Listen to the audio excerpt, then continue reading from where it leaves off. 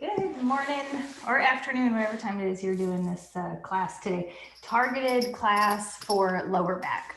So we're gonna make sure that we have a strap nearby. I have a really long strap. I like the 10 or 8-foot strap, but don't stress, it doesn't need to be any more than 6 foot if that's what you've got. So you're gonna need a strap.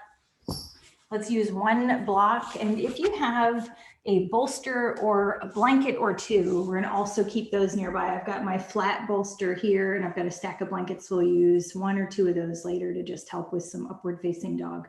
The class is targeted to address lower back pain, lower back discomfort, lower back stabilization. Anytime that you drop into a class where you are already experiencing discomfort in the places that we're targeting, tread lightly. Move at your own pace, breathe into it, and try things out. Remember that there's a spectrum of intensity that you can put yourself into, and it is not a requirement to take all of these postures to maximum effort. It might instead be better to feel through the shapes, see what's possible, and experience them in your body. And then as you want to throughout the day, you can always pop into any of these shapes and try them. I know I've mentioned this in my classes before. I often have a bolster and some blankets on the floor by my couch. So when I get up off the couch, I'll lay down and help my hips out and all that. So you can take these postures together in a group like we're gonna do today, or you can take them individually as needed anytime. We're gonna recline on down. Just make sure you've got access to your strap. You're gonna lay on back. I'm just gonna adjust my camera to make sure you can see all of me. There we go. Recline on back, and we'll dig right in with the strap. Take your strap, fold it in half, find the halfway point on your strap, and we're going to take it over the right heel. Now, because this is a back class, we're going to try and do everything to cater for the back. So leave the left leg bent exactly as it is, right leg, heel or toe. It doesn't matter where you want to put the strap, but we're going to extend that right leg all the way up to the sky. Focus on the right hip. We're going to grab hold of it. The hand should be like a little mitten. We want the fingers and the thumbs all together. Dial the fingers down towards the floor. Grab hold of that outer hip and roll it towards the front of the room. So it's really grabbing it and rolling it away. I can tell I did it because my toes are now pointed out to the side. So once I roll the hip, dial the toes back towards the nose, lightly hold the strap, and take a few breaths here. As we inhale, we're going to lightly hold and let the knee hug in. Don't let the foot drop. And as we exhale, lift and reach from the hip up through the leg and push into the strap wherever it is. If it's in the heels, push there. If it's in the toes, push there. Inhale to soften and relax, no effort. Exhale to lift and reach and push, push, push. One more time, softening here. And then push, push, push. Slowly let the leg come down. We'll plant the right foot down, lift the left leg, same thing on the other side. Wrap around heels or the toes. There are a lot of options for wrapping here.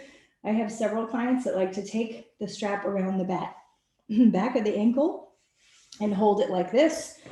If you want to bring them, I tend to hold them like little horse reins, one in each hand. You can bring them together in the center, and sometimes it can be difficult with the weight of the leg. So I'd highly recommend taking the strap in front of the palm, looping it up around behind the back, and then bringing it forward. This helps my leg hold the strap so that I don't have to use my fingers or put any strain, especially if we're worrying about arthritis or anything else. We already know we're working on the lower back. We don't need to add hand trouble to it. Same thing here, lift the left leg, use the left hand, fingers down, grab the hip, roll it away from the body, bring the toes back towards the nose without changing that hip, and settle in here. Inhale, soften.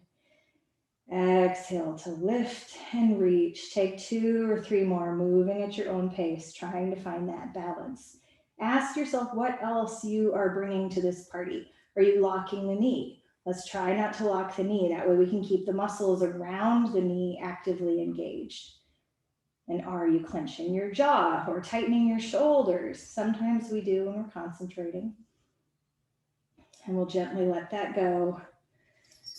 You can place the strap off to the side. Plant the feet about hip distance apart as if you're going to be in bridge pose. Little reclined cat-cow pelvic tilts here.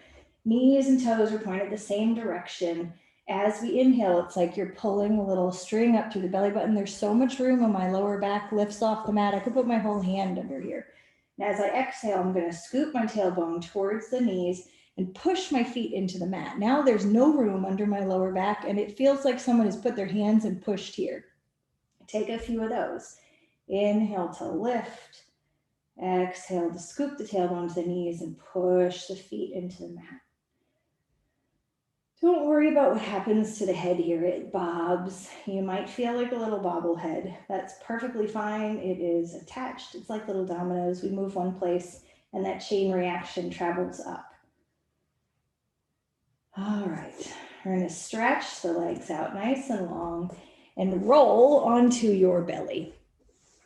If you have a blanket or if laying on the floor, I'm on a carpet, so I'm super comfy here. However, it may be nice if you are on a hard floor or your hips are bothering you or you have pointy little hip bones, any reason at all, maybe you just like the padding, we can lay down on top of a blanket. If you use the blanket under the hips, it's nice to bring the blankets from about mid-thigh up past those little hip bones, maybe to like belly button height.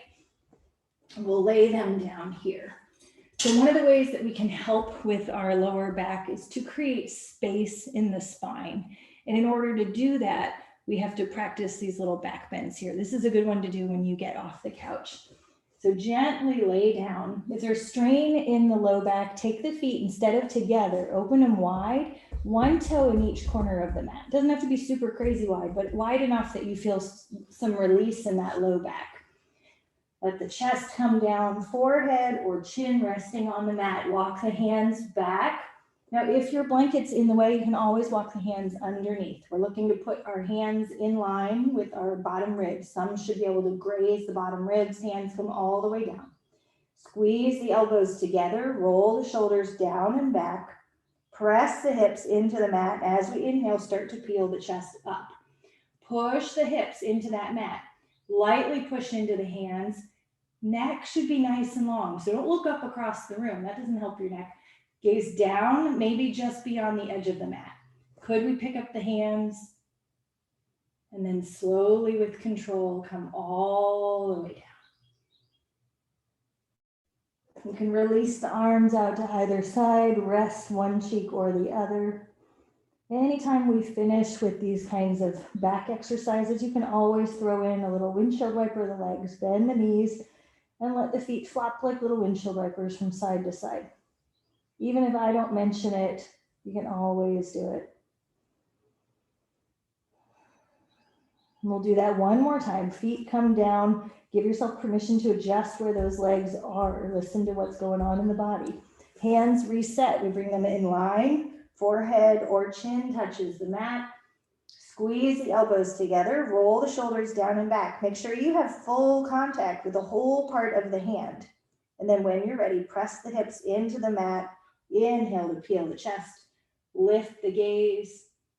Can you do the same thing again? Squeeze the elbows, roll the shoulders down and back, and press the hips. Could we lift the hands? And then all the way down. If you rested on one cheek, turn the other cheek. Let the arms be anywhere you want to. They might come down to the sides. Elbows might be open wide, whatever you choose. Windshield wiper is always an option.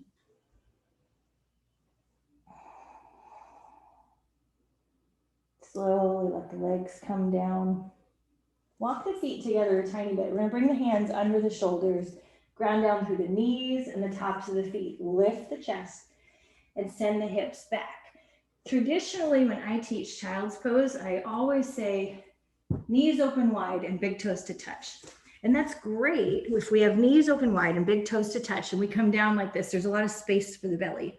What there isn't when we do the child's pose like this is support for the lower back. So for the purpose of child's pose to support the lower back, bring the knees together. Then lift the torso and lay yourself down over that. And I'll turn sideways so you can see. You may find here, because you're lifted, that suddenly you need a block or something else to bring the forehead down onto to create ease in the back of the neck. So you could try that here. But I'll turn sideways so that you can see here how nice and supported my low back is. hip hinge. I'm gonna lift and lengthen so I can get my belly up and over those thighs, and then slowly come down. Forehead comes to a block or the floor, whatever feels comfortable for you. We're looking for ease in the back of the neck here. But this feels really fantastic through this section right here. In a traditional child's pose, this part's not very supportive. So give yourself a chance to try some different shapes. Anything else that would make this more comfortable, you can bring the hands around. If you move the hands, that may change where your neck needs to be. Breathe deeply here into the side ribs, into the side waist. Sending that awareness into the low back and into the spine to see what you feel.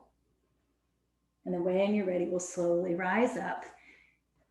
If you have your bolster, we're going to use a bolster. And depending on props and what you have and what the specific proportion of your body and your props are, there's always a little bit of trial and error. I have an inner space bolster here. It's a little bit fatter than the Hugger Mugger bolster that I have. So with this one, I don't need to add a blanket. If you have a Hugger Mugger bolster, they're a little bit more petite all around, in which case you would take a blanket perhaps and stick that on top. Think about this like a little boat ramp or something for the hips. We're gonna try and lay ourselves on top of it for a supported upward facing dog. So one of the other things that can feel challenging when we use props, especially when we're putting them underneath the hips, is all of a sudden we feel like we're really far away from the floor. So add some blocks up here. That way I know that I don't have to be in an extreme back bend. All right, so we're gonna come into that tabletop posture, walk the knees back a little bit, slowly start to walk the hands forward and press the hips into the bolster. You can already see I'm not gonna land where I need to be. So I'm gonna come back, scooch forward and start again. I'm gonna bring the hands up onto the blocks, press the hips forward and slowly come down. So this feels pretty comfortable for me here. You can see my elbows are squeezed in and I can lift the chest, tops of the feet. I'm gonna pick them up and stretch long and press into the blocks. My arms may not straighten here, that's okay. If I wanna straighten my arms, I can move the blocks, walk the hands underneath the shoulders so that as I lift and lengthen, I can get that sense of pressing the hips into the bolster, rolling the shoulders down and back, imagining that there's a gentle little hand pressing in the center of my back to press the heart forward. Use the breath here. Inhale to lift and lengthen through the crown of the head, feeling that heart opening, and as you exhale, heaviness in those hips. And then gently come down, bend the elbows, slow and easy, come all the way down. It may feel nice to rest over your little speed bump. You can bring the arms, little crocodile arms, forearms on top of each other. Forehead rests here. Walk the feet wide. Soften the knees. It may feel better just to let your belly come all the way down. That's okay too. This particular one, the supported upward facing dog, I do when I'm off of the couch at the end of the night, just to help counterbalance all that sitting. So we'll regroup one more time. Walk the feet together. Walk the hands under the shoulders. Squeeze the elbows together. Roll the shoulders down and back. Gently start to press into the tops of the feet. Press the hips into your bolster and lift the chest. Push into the hands to the extent that you feel comfortable. And then see if we can add a tiny bit more with that effort and intention. As we inhale, lift and reach, gently press the heart forward. And as we exhale, heaviness in those hips. And slowly come all the way down. If you don't like being in that extreme up, up, up, know that you can bring the hands forward and lift with a little more support here. A lot of this is going to be biofeedback, listening and responding to what you feel. If coming all the way doesn't feel good, or if coming up a little bit and adding support for the blocks feels better, try. We'll slowly come down. Walk the hands in, bend the knees. We're gonna unfold, come up, move the bolster off to the side. All right, and we'll take it all the way down to the back again. To reset, we're gonna take pelvic tilts one more time. Plant the feet, hands can come down on either side. As we inhale, let the belly lift, the head bobs. As we exhale, scoop the tailbone towards the knees, and that subtle push of the feet into the mat to really feel nice support for the low back. Do this as many times as you choose.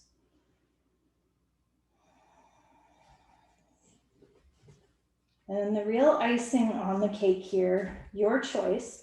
You can either take your bolster and place it under your knees. And if you still have your blocks, we're going to take blocks down to the foot of our mat, one under each foot. This simple adjustment here, you can do it, add it to any class, any Shavasana. Elevating the feet takes the weight out of that low back. It is one of the single things that I do to help. And it's super passive. I can hang out here and feel mellow. But if you haven't tried blocks under the feet with your knees elevated, it's amazing. Give it a try. So you can either do this, or you could always put legs up the wall. Legs up the wall is a fun one to try. I'll walk you through that real quick. You don't need to do it on a bolster and you don't need blocks. So we're going to take our hip and put it up against the wall. As close as I can get. I'm practically going to lean right up against the wall. Hands come out in front. So I'm kind of in a tabletop posture here with my hip popped out into that wall. Right hand, I'm going to thread underneath and lay down so that my shoulder comes down. Then I'm going to slowly let my hip come down and send my legs up. My tush is right up against the wall, so I don't have any scooching to do here. And then the rest is up to you. Light little bend in the knees, release the shoulders down and back. If you stay like this for a while, the legs will start to fatigue and you may want to wrap them in a blanket. If you're lucky enough to get puppy cuddles while you're here, that may help your whole experience. Whatever you choose, give yourself permission to stay as long as you would like to stay. And come back and revisit any of these as a sequence or as individual postures to troubleshoot as needed. I hope that helped. Thanks for being with me.